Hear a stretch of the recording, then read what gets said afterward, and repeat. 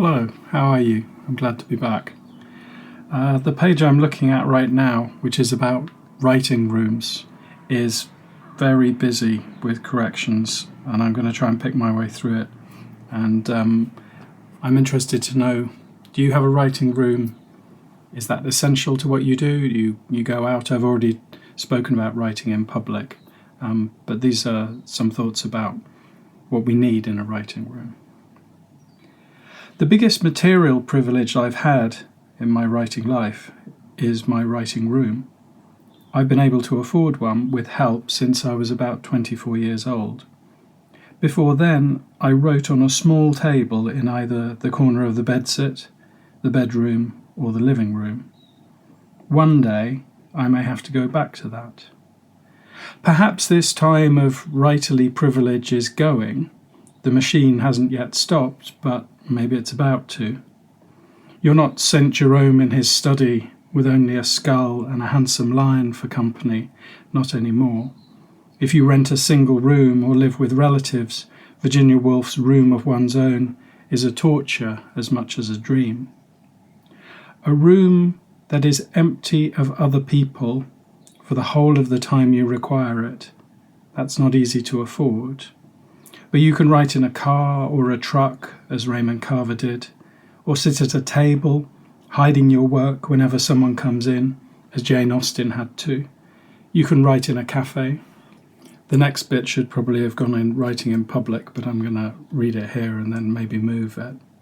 The people around you, whoever they are, beloveds, strangers, estranged, need to be ignorable enough.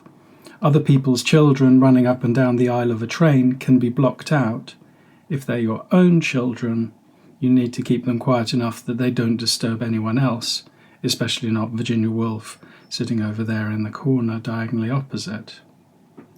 The only room you absolutely need is the width and depth of the page and the headspace to have something to put there. But what else is useful and needed about an office, a writing room? Well, for me, it's about privacy. I need a front door I can lock, a draft I can keep secret. Your papers or notebooks still need to be where you left them, untouched, when you come back. A writer cannot live with thieves or spies. They are the spy in the house.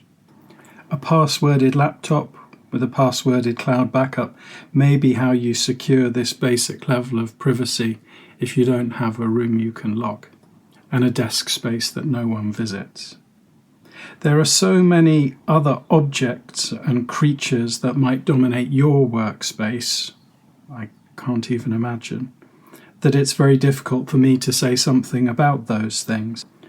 The dog beneath the desk, and the cat strolling across the keyboard, the stones and totems and knickknacks and fiddle objects, the anglepoise or desk lamp, the postcards stuck to the wall above, or the photographs and paintings, the mug, the necessary mess or the necessary tidiness, the adapters and cables everywhere beneath, the perfume, aftershave or incense.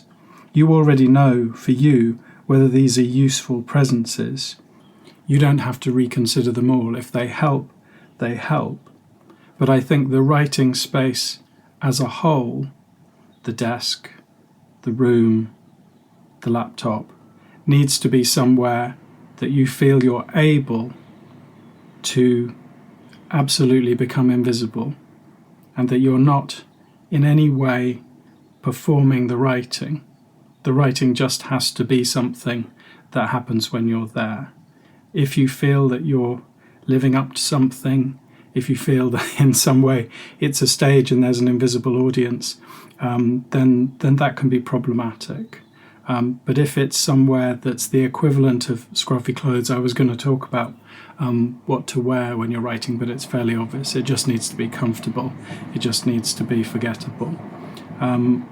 Everything I say, I think, is about getting you towards focus, and that focus being quite blank outside of the words themselves.